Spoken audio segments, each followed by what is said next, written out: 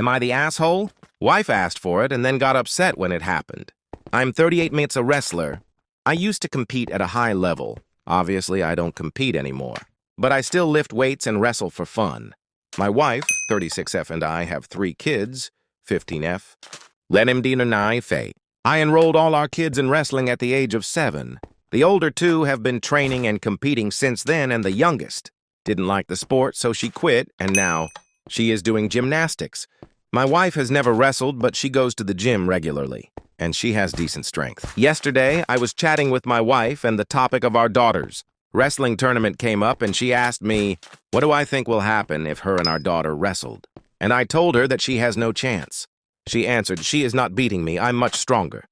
And I told her, you can try if you want to, but I'm telling you we'll get ragdolled.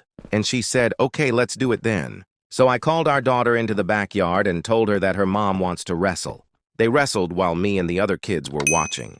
And just like I told her, my wife got handled with ease. When they were done, it didn't last long. My wife laughed it off and acted fine. But as soon as it was only me and her, she said to me, so you knew how that wrestling match was going to go?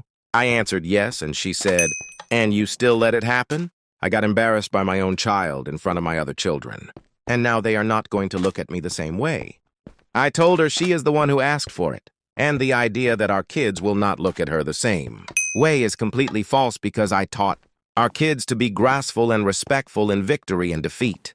And I'm pretty sure they have respect for their mother, regardless of what happens in a wrestling match, even after I said she wasn't.